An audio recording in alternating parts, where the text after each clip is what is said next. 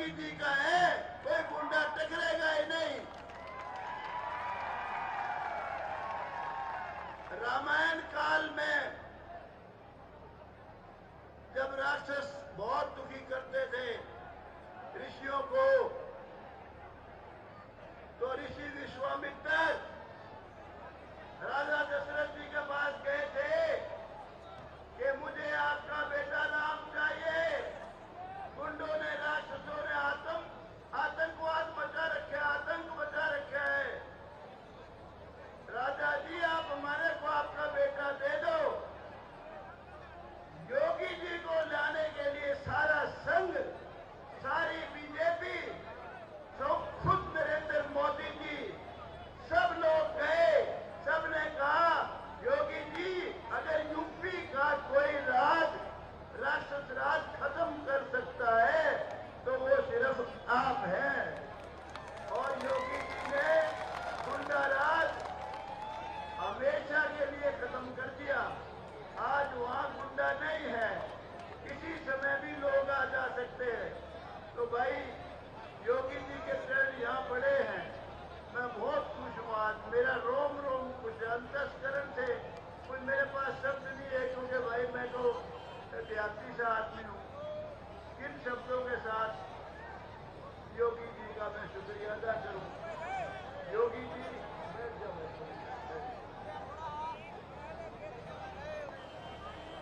योगी जी ने जाना है, इस कारबाजगंज की बात है भाई।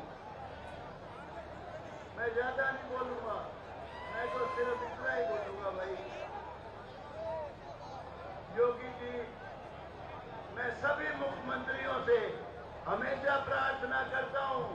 मैं खट्टर साहब से विधानसभा में भी बोलता था, अगर आपने गुंडा राज खत्म करना है तो बाबा योगी जी का पैटर्न अपनाओ। अगर सारे देश के चीफ मिनिस्टर योगी जी का पैटर्न अपना ले, इनको रोल मॉडल समझ के अपना ले, तो सारे देश में शांति हो जाएगी। ये मैं विधानसभा में भी कहता था और आज पब्लिक में भी कहता हूं। और मुझे पूरी उम्मीद है आप मुझे एमएलए को बनाए दोगे। मैं कोशिश करूंगा जब नायब सैनी यहाँ के मुख्यमंत्री बनेंगे, और मुझे कोई शक नहीं है क्योंकि योगी जी के कदम सारे हरियाणा में पड़े हैं, इन्होंने सभी जगह आशीर्वाद दिया है। तो विशेष तौर से मंडी वाले भाइयों को, व्यापारियों को, दूसरे जो शांति प्रिय लोग हैं उनको आश्वस्त करना चाहता हूँ, हमारी जब सरकार बनेगी तो योगी जी का रोल मॉडल अपनाएंगे, हरियाणा में शांति बहाल करवाएंगे।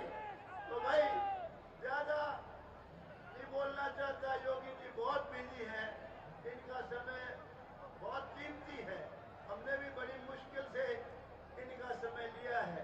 मैं सिर्फ एक तो भाई मैं कई बार बूढ़ा हो गया हूँ, कुछ का कुछ निकल जाता है भाई, मुझे माफ करियो।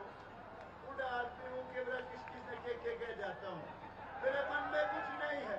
मेरा सारा जीवन तप और तपस्या का जीवन है। मैंने हमेशा हर गरीब की मदद की है और भाई 36 बरादरी के सभी भाइयों को रोजगार दिलाया है। और आज का दिन बहुत ही पवित्र दिन है, महाराज अग्रसेन की जयंती है और पहला नवरात्रा है। ऐसी शुभ घड़ी में हमारे बीच योगी जी आए हैं। तो भाई मैं केवल इतना ही कहूंगा, ज्यादा नहीं कहता। आपको हर जगह कहता आया हूं, आप ज्यादा सोचने की जरूरत नहीं है, इतना ही सोचना है। 10 साल का भूपेंद्र हुड्डा का कार्यकाल देख लेना। एक बच्चा यहाँ का नौकरी लगा हो, कोई लगा होगा तो पैसा दे के लगा होगा, सभी में कोई डेवलपमेंट का काम नहीं हुआ। 10 साल का मनोहर लाल खट्टर का, बीजेपी का नायब सैनी का राज देख लेना, आपको लगेगा ये 100% सब तरह से अच्छा ये राज बनेगा और सबका सबको हक देने वाली सरकार बनेगी। और इससे नरेंद्र मोदी जी जो इस राज्य में एक फरिश्ता बन के आए इस देश में, इन्होंने पहली बार बता दिया कि हिंदुस्तान है, पाकिस्तान नहीं है। संभल के रहो भाई, 370 धारा तोड़ना कोई छोटी बात नहीं थी, वो तोड़ी।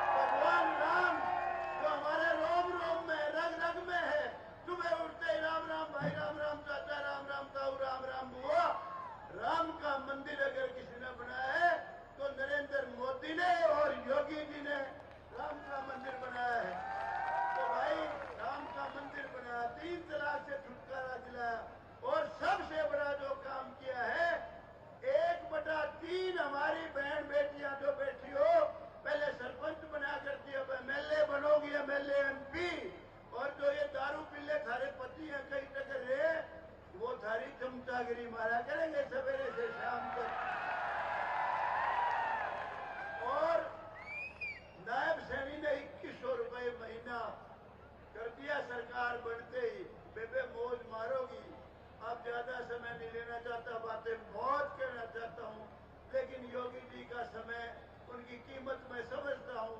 इन्होंने तो सारे हरियाणा में जाना और पहले भी जाके आए। आज आखिरी दिन है। योगी जी, मैं दोबारा आपको हाथ जोड़ के अंतःकरण से नमस्कार करता हूं, आपका धन्यवाद करता हूं। जय हिंद। बहुत बहुत धन्यवाद दादाजी।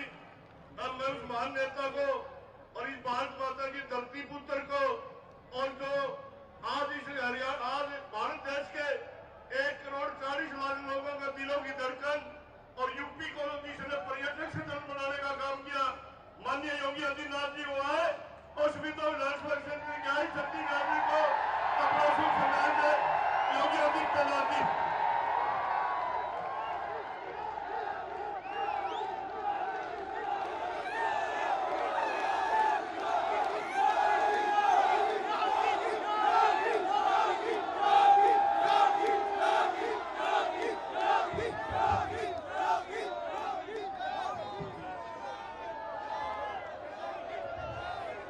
सारे बुजुर्गों ने, भाई बहनों ने और नौजवानों ने मेरी ओर से राम राम।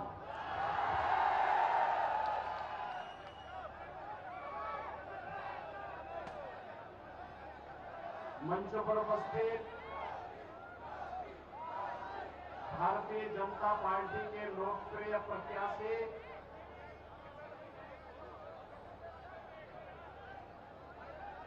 जिन्होंने विधायक के रूप में नारनौल में बेहतरीन कार्य किया, ऐसे पंडित राम कुमार गौतम जी, भारतीय जनता पार्टी के जिनके अध्यक्ष श्री तेजेंद्र ढोल जी, प्रभारी डॉक्टर राज सैनी जी, किसान मोर्चा के राष्ट्रीय अध्यक्ष माननीय सांसद राजकुमार चाहर जी, प्रमोद कुमार अट्टा जी, सरदार जितेंद्र रोड जी, पूर्व विधायक कलीराम जी, श्रवण गर्ग जी, करमवीर सैनी जी, अमरपाल राणा जी, विजयपाल जी और भारी संख्या में हरियाणा विधानसभा क्षेत्र के सभी 2 विधानसभा क्षेत्र से जुड़े हुए मेरे उपस्थित सभी बहनों और भाइयों, महाभारत कालीन इस पावन धरा को कोटि कोटि नमन करते हुए मैं आप सबका हृदय से अभिनंदन करता हूं, आप सबका स्वागत करता हूं। बहनों और भाइयों, आज शारदीय नवरात्रि की प्रथम तिथि है। जगत जननी मां भगवती के शैलपुत्री के रूप में आज अनुष्ठान का पर्व है। जगत जननी मां भगवती के जो अलग अलग रूप हैं, जो इस चराचर जगत की शक्ति का आधार है, यह हम सबको किसी भी प्रकार की अराजकता से निपटने के लिए एक शक्ति प्रदान करती है। राजनीति में या सार्वजनिक जीवन में घुसे हुए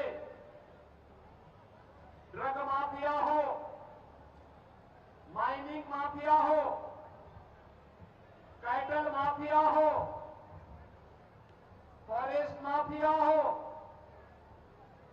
इन सब का उपचार आदिशक्ति मां भगवती जगत जननी की शक्ति है और उस शक्ति की प्रतीक है भारतीय जनता पार्टी। भारतीय जनता पार्टी। बहनों और भाइयों, मैंने अपने पहले संबोधन में आपसे राम राम के संबोधन के साथ अभिवादन किया था। याद करिए, अभी आपके प्रत्याशी पंडित राम कुमार गौतम जी ने भी आपसे यही कहा, राम के बगैर भारत के अंदर काम नहीं चल सकता। राम हमारे रोम रोम में है, रग रग में है, हमारे प्राणवायु हैं, राष्ट्र के प्रतीक हैं। लेकिन हमारे मर्यादा पुरुषोत्तम प्रभु श्री राम 500 वर्षों तक उन्हें उनकी जन्मभूमि पर, वहां पर जन्मभूमि पर प्रभु राम को विराजमान करने से वंचित किया गया। इसका अपराधी कौन है? जब देश गुलाम था, बहनों और भाइयों, उस कालखंड में हम मान सकते हैं कि उस कालखंड में जब देश गुलाम था, हम मान सकते हैं उस कालखंड में मुगल नहीं चाहते थे, अंग्रेजों का शासन आया, अंग्रेज भी नहीं चाहते थे। लेकिन 1947 में भी देश आजाद हो गया था, कांग्रेस के हाथों में सत्ता आ गई थी। देश में भी और उत्तर प्रदेश में भी सर्वाधिक समय तक कांग्रेस को शासन करने का अवसर प्राप्त हुआ था। लेकिन बहनों और भाइयों, राम मंदिर की समस्या का समाधान करने की बात तो दूर, राम मंदिर के निर्माण में बाधा पैदा करने का कार्य ही कांग्रेस ने किया था। और इसीलिए मैं बार बार कहता हूं, इस देश के अंदर लड़ाई सांप है। एक तरफ राम की संस्कृति को मानने वाले लोग हैं, दूसरी तरफ रोम की संस्कृति पर विश्वास करने वाले लोग हैं। हम राम भक्त राम की संस्कृति पर विश्वास करते हैं और कांग्रेस के लोग जिन्हें राम जन्मभूमि पर प्रभु राम लला के 500 वर्षों के बाद विराजमान होने का कार्यक्रम अच्छा नहीं लगता। वे अच्छा इसलिए नहीं लगता क्योंकि वे रोम की संस्कृति पर विश्वास करते हैं, राम की संस्कृति पर नहीं। और इसलिए बहनों और भाइयों, इसीलिए उन्हें राम, भगवान राम और कृष्ण का कीर्तन उन्हें अच्छा नहीं लगता, उसको नाच गाना कहते हैं। जागी रही भावना जैसी, प्रभु मूर्ति देखी बिन तैसी।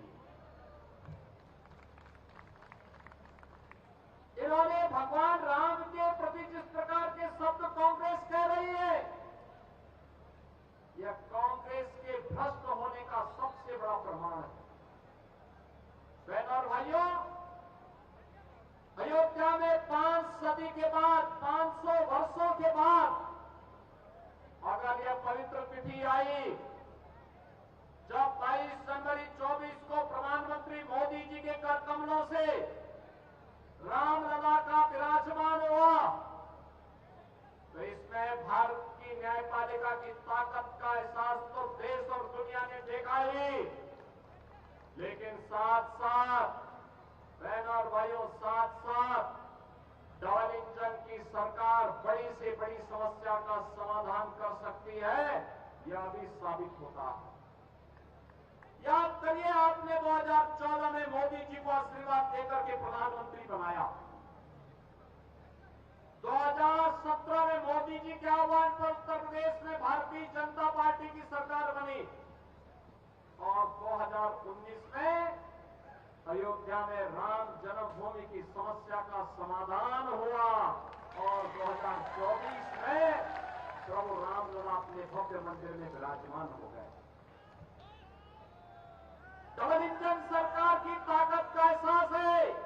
अयोध्या में रामलला विराजमान हो गए और कश्मीर में आतंकवाद की जड़ धारा 370 सदैव के लिए समाप्त हो गई।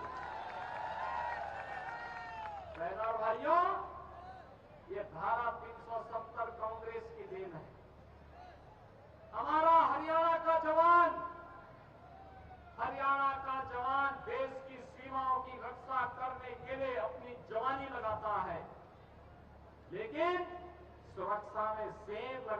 काम कांग्रेस करती है। जवान वहां लड़ता है देश के लिए, लेकिन समाज को जाति के नाम पर, क्षेत्र के नाम पर, भाषा के नाम पर, मत और संप्रदाय के नाम पर बांटने का पाप ये कांग्रेस करती है। बहन और भाइयों, हमारा जवान देश की सीमाओं की रक्षा करता है और हरियाणा के अंदर हमारा किसान, अन्नदाता किसान के रूप में देश के पेट को भरने के लिए अन्न उत्पादन करता है, लेकिन किसानों का शोषण करने का कार्य ये कांग्रेस करती है।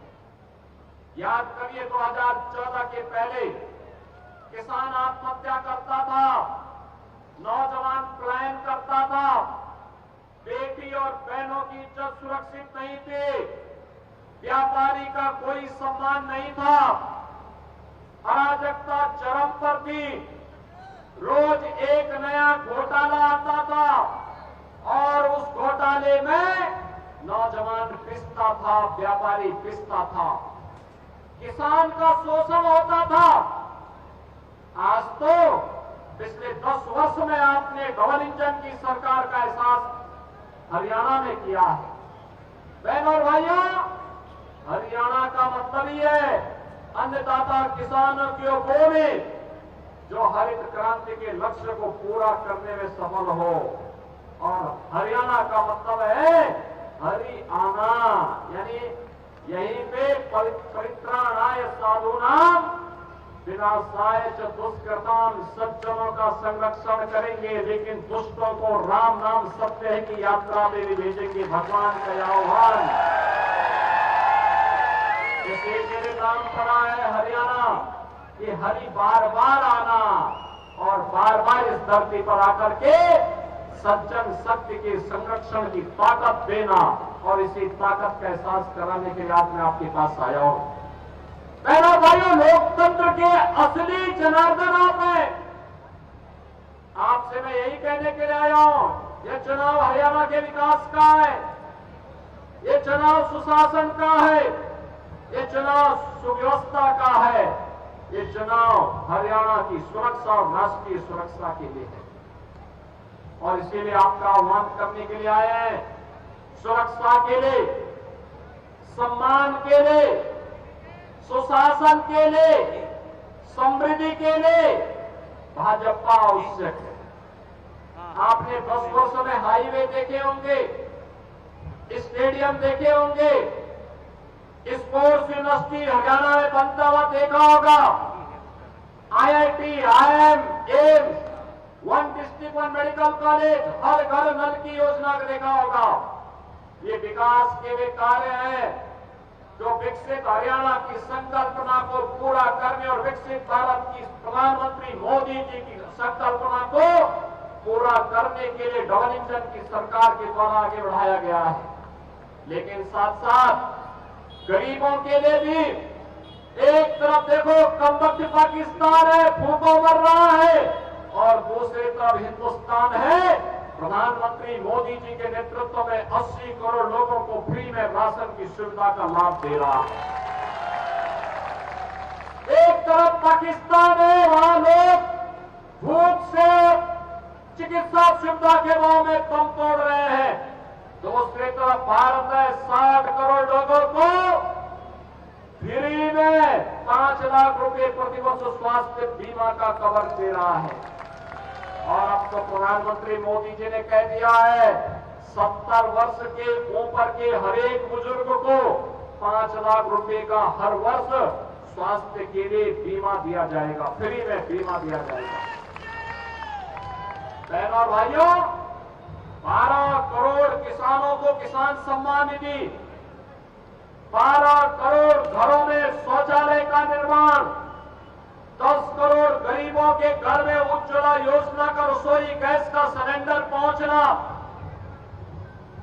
MSP 24 चीज पर MSP का लाभ अन्नदाता किसानों को देना, 4 करोड़ गरीबों का मकान बन जाना, प्रधानमंत्री आवास योजना में आवास बन जाना, यह गरीब कल्याणकारी योजनाओं का लाभ आज समाज के हर एक तबके को किस रूप में प्राप्त हो रहा है, इसका एहसास ये डबल इंजन की भाजपा की सरकार ने 10 वर्ष के अंदर कराया है। लेकिन बहनों और भाइयों, ये कांग्रेस क्या कर रही थी? झूठी अफवाह फैलाती है, झूठी अफवाह फैलाती है। ये वही कांग्रेस है जिसके समय में मिर्चपुर की घटना घटित हुई थी। ये वही कांग्रेस है जिसने बाबा साहब भीमराव अम्बेडकर का अपमान किया था।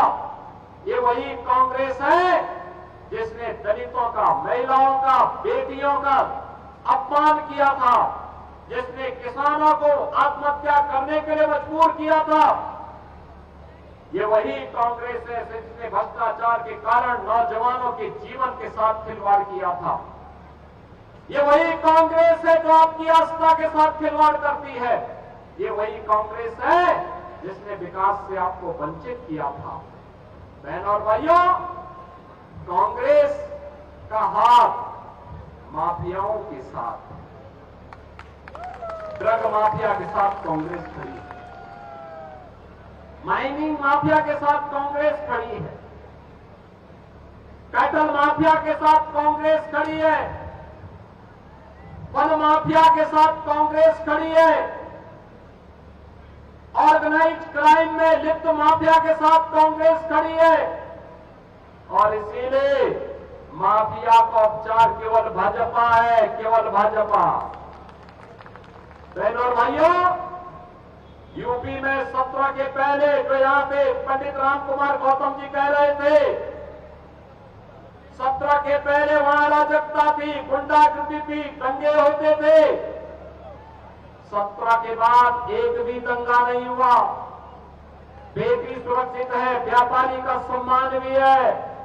दिन हो या रात आप चलिए, कोई आपके साथ छेड़छाड़ नहीं करेगा, क्योंकि छेड़छाड़ करने वाले को और दंगाई को पता है कि अगर उसने दुस्साहस किया तो राम नाम सत्य है कि यात्रा फिर निकलेगी। और इसलिए बहनों और भाइयों, बिना किसी भेदभाव के योजनाओं का लाभ सबको, सुरक्षा सबको, लेकिन तुष्टीकरण किसी का नहीं। हरियाणा से लाखों नौजवान जाते हैं यूपी के अंदर कांवड़ यात्रा में। याद करिए, एक कांग्रेस की सरकार, इसके सहयोगी दलों की तमाम सरकारें थी, इन्होंने कांवड़ यात्रा में रोक लगाई थी और ये कहते थे कांवड़ यात्रा में डीजे नहीं बजना चाहिए।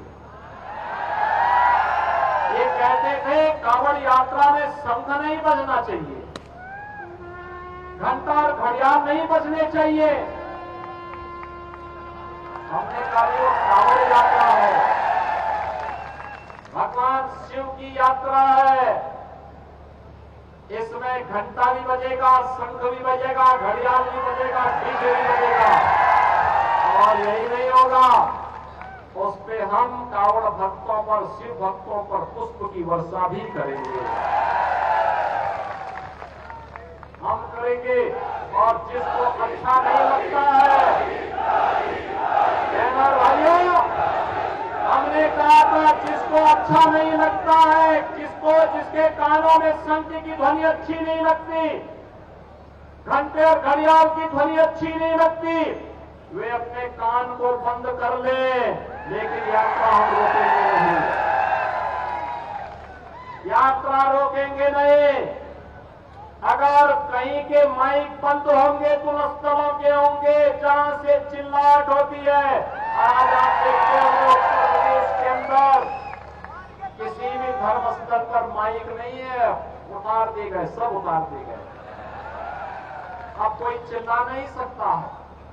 और इसलिए बहनों और भाइयों, मैं आपका आह्वान करने के लिए आया हूं। ये सुरक्षा हो या सुशासन, विकास हो या विरासत, ये केवल भाजपा कर सकती है, भाजपा कर सकती है, मोदी जी के नेतृत्व में डबल इंजन की सरकार कर सकती है। और उस डबल इंजन की सरकार के लिए इस सफीदों से मैं आपके पास अपील करने के लिए आया हूं। पंडित राम कुमार गौतम जी को इस उम्र में एक बार फिर से मौका दीजिए। डबल इंजन सरकार बनाने के लिए उनको मौका दीजिए। पंडित राम कुमार गौतम को वोट देने का मतलब विकास भी होगा, विरासत की शानदार यात्रा के लिए वो आपके साथ खड़े होंगे, मजबूती के साथ खड़े होंगे। और इसी का एहसास कराने के लिए आज मैं आया हूं। मैं परसों नारनौद में था, पंडित जी ने कहा कि एक बार सबीलों में आपका कार्यक्रम हो जाता। मैंने कहा पंडित जी मैं पूरा प्रयास करूंगा सबीलों में आने का। और वह इस उम्र में एक सच्चा ईमानदार पूरी मजबूती के साथ देश और धर्म के साथ पूरा जीवन लगाने वाला व्यक्ति, इस उम्र में भी ऐसा एहसास होता है कि वह आज कलयुग के नहीं बल्कि द्वापर युग के महामानव के रूप में आपके बीच में है। अपनी सज्जनता, अपनी ईमानदारी और अपनी सरलता के लिए आपके बीच कार्य कर रहे हैं। और इसीलिए आपका आह्वान करूंगा कि पंडित राम कुमार गौतम जी को भारी बहुमत से विजयी बना करके सफीदों से भेजना है। भेजेंगे? आपका आशीर्वाद मिलेगा? मिलेगा?